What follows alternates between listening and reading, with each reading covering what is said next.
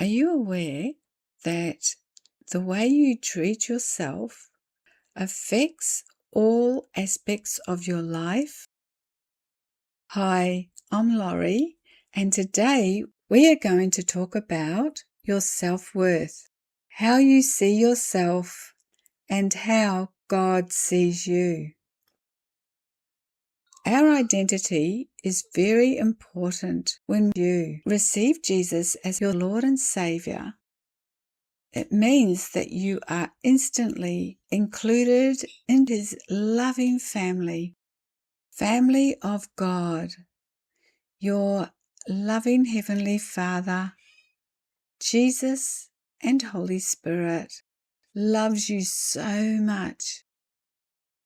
Part of what was taken on that cross by Jesus was self-hatred, despising yourself, thinking of yourself in a very unhealthy way, in a very unhealthy, low esteem, not in a humble way, but in a I'm not worthy way. And often this comes from how we are treated as a child and the belief systems we have formed about our self-worth, about who we are as a person, and about who God is.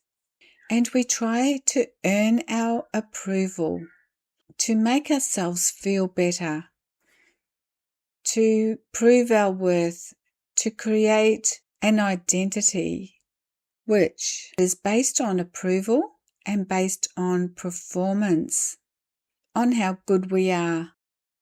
But that's not God's way. When you are saved, when you come into His family of love, you receive Jesus' identity as a beloved daughter or son of our loving Heavenly Father. And it's not to do with works. You didn't earn your way into this world. You didn't earn your way into becoming a daughter or a son of your parents. No. You were born into your natural family of origin. And it's the same way when you are born again.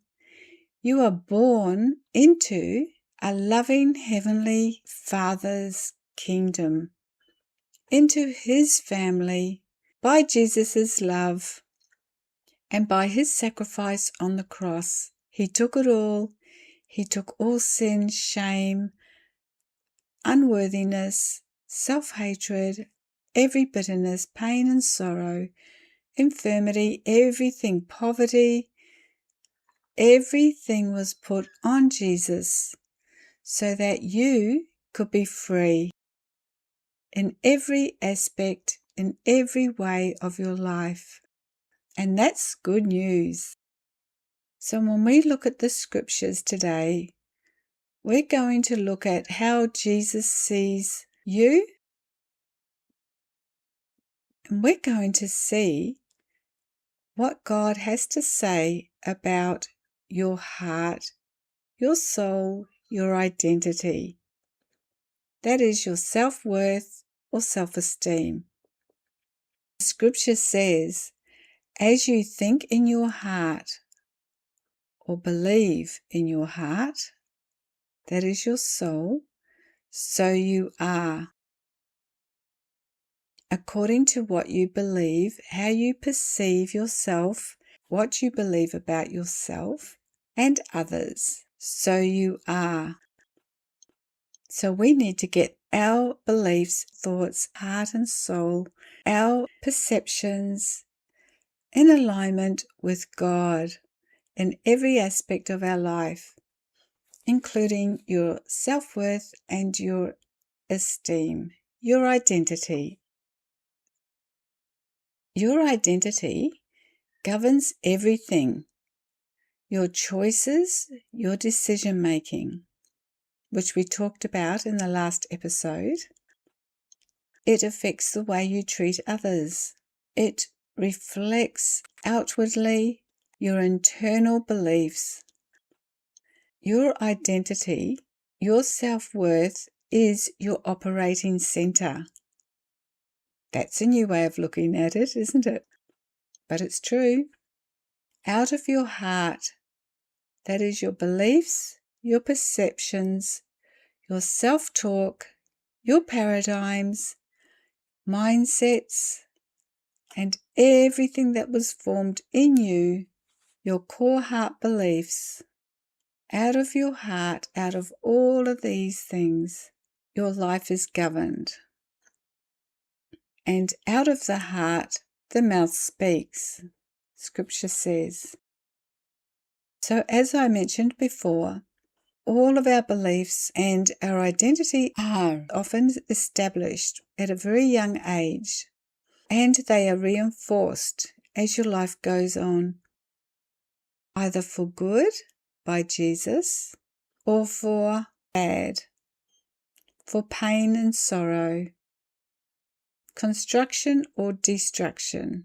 And of course, we understand that the enemy has a role to play in that big time, because he comes to steal, kill, and destroy your life. And he wants to take your soul so he can do that. He wants to own your soul so he can ruin your life. And that's what you need to take back. Your esteem and your worth as God sees you, not as you see yourself or the lies that the enemy has fed to you. And it can be done in a very easy way. It is progressive, so things can come up at different times according to situations or what happens. You can receive tools and keys to help you to easily eliminate them. Because Jesus said that what is impossible for man is possible for God. All things are possible with God. And that means all things are possible for you, because Jesus has done it all. And we have our beautiful, precious Holy Spirit to help us. He is our very present help all the time, in every way, and it's Him doing the work. We cooperate. We say, yes, Lord. So I want to encourage you to agree with Jesus and ask Him to change your false beliefs for His truth. That you would like to have good self-esteem, that your self-worth is how He sees you, not how you see yourself or the natural realm, according to the external, but it's spiritual, according to the Word of God and in relationship with Father God, your loving Heavenly Father, with Jesus and with Holy Spirit. I've discovered that everything starts with a decision. It's a willingness to say yes to Jesus, yes to what He has for you. And when we see things that are out of alignment, that are in error, that we say, yes, Jesus, I am willing to change and to have these lies removed, which means you need to be aware of them first and then have them removed and replaced with the truth. And that is, you are deeply loved. May I encourage you to read Psalm 139 in the Passion Translation.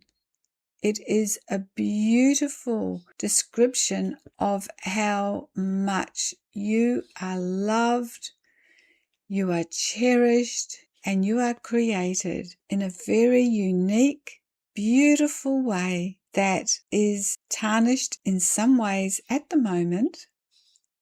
I have found that when I began to receive healing for my esteem and began to see myself by revelation from God, I became different I am totally different to what I used to be because I understand I don't need to earn anything.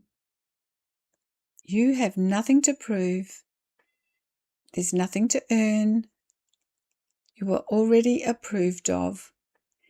Jesus loves you exactly how you are, whether you want to change or whether you want to stay the same.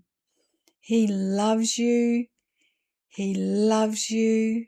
He loves you deeply, deeply, deeply, and completely. He loves you unconditionally.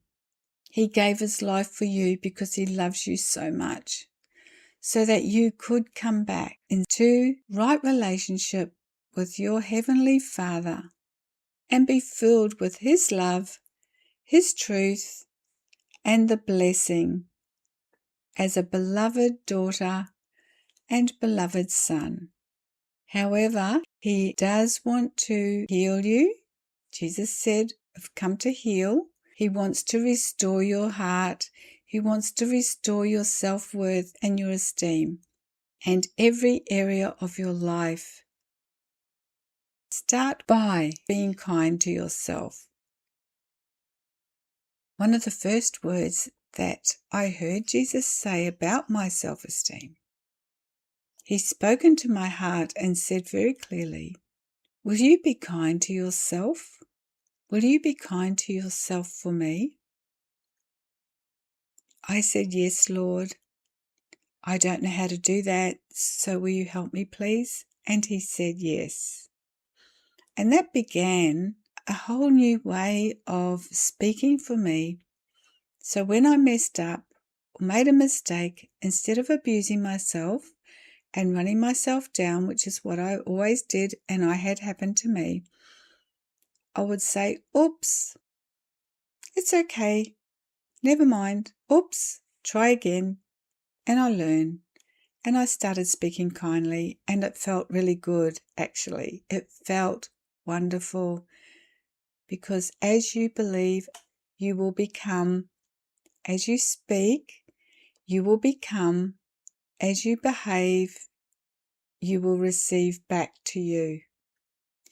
Because Jesus says in Matthew chapter 7, verse 12, to treat others in the exact same way that you would like to be treated by others. So treating others the same way that you would like others to treat you.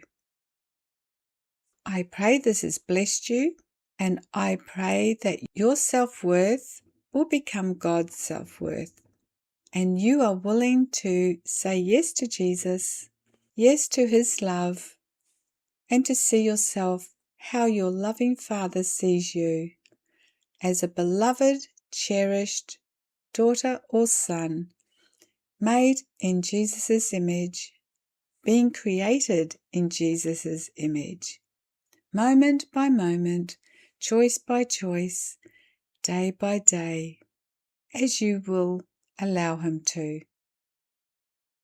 I bless you, and I will see you in the next episode.